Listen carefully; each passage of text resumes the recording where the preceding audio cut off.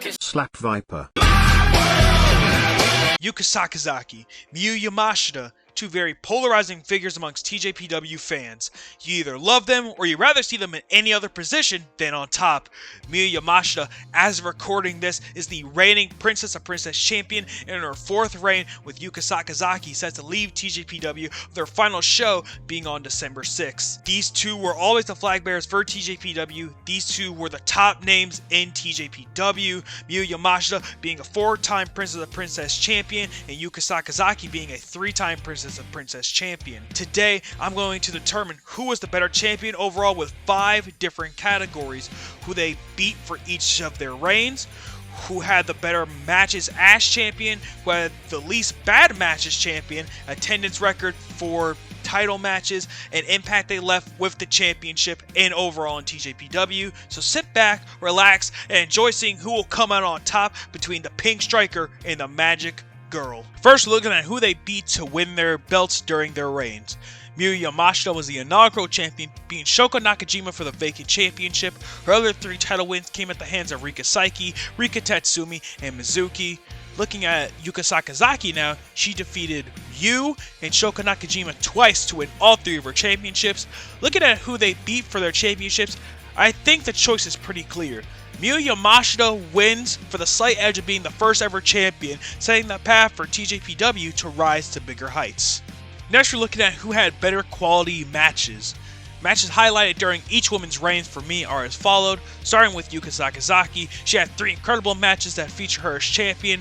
That includes her match with Shoko Nakajima at Wrestle Princess 3, her match with Mizuki at Grand Princess 2023, and her match with Mizuki at the original Wrestle Princess.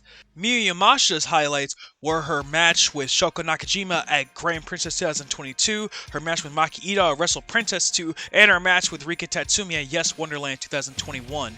These are all phenomenal matches that you should definitely check out, but honestly, this has to go to Yuka Sakazaki. Yes, Miyu Yamashita probably had more attention put on her matches, especially the one with Maki Ito, but Yuka's title matches made me on the edge of my seat just a tiny bit more, and her style was able to work great with Mizuki and Shoko in those respective matches. Now we are going to get into who had the least bad match as champion. Yuka Sakazaki fought Lana Austin at TJPW 2020 in a very forgettable match. I had to watch the match because I forgot this even happened, but it was a very basic match with not much heat behind it, it felt. The same cannot be said for Miyu Yamashita, who fought Regina this year. I watched that match after it happened, and Miyu can be good. Regina is fine from what I've seen, but this was just not good, sadly. It was a filler defense that was pretty out of nowhere with who Regina was, and honestly, it just wasn't good. Yuka Sakazaki gets this point as well. Her and Lana Austin might have been forgettable, but it was just basic more than anything. Regina and Miyu felt awkward, and I'm sure Regina is great over in Finland, but this was just not it. Yuka Sakazaki gets this point. Yuka Sakazaki has 2 points on the board, but Yamashita can come back looking at the attendance records. For this category, since Miyu wrestled more shows fighting in Princess of Princess title matches, I believe it would only be fair to count their matches from Grand Princess 2022 and 23 and Wrestle Princess 3 and 4 shows. The reason is because these are the biggest stages for TJPW, and both had 2 title matches each at these shows. I would count all the Wrestle Princess shows, but the first Wrestle Princess with Yuka Sakazaki main eventing was held in front of very few fans due to it being 2020. If you know, you know. Yuka Sakazaki main evented Grand Princess 2023 and Wrestle Princess 3, drawing a massive 2,520 fans in total. Miyu Yamashita main evented Grand Princess 2022 and Wrestle Princess 2 and was able to draw 2,582 fans in total.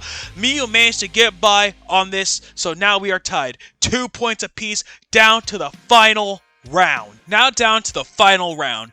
Yuka Sakazaki and Miyu Yamashita both added 2 points apiece. The final category is the impact both women left with that championship.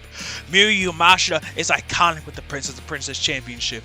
Yuka Sakazaki is also iconic with that championship. Both women have had some of the best matches in TJPW history.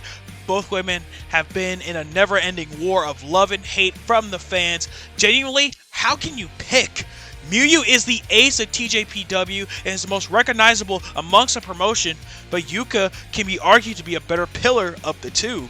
More so with how lovable she can look, yet how much of a killer she can truly be. Also with putting people over. Yuka Sakazaki put over Mizuki when the time was right. Maki Ito never got to finish her story with Miyu Yamashita. If I had to pick who I liked more as champion, I would say Yuka Sakazaki.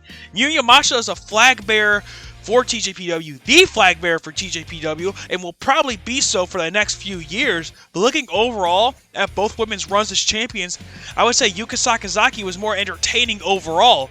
And with that, I can confidently say that Yuka Sakazaki is the better Princess of Princess champion in TJPW.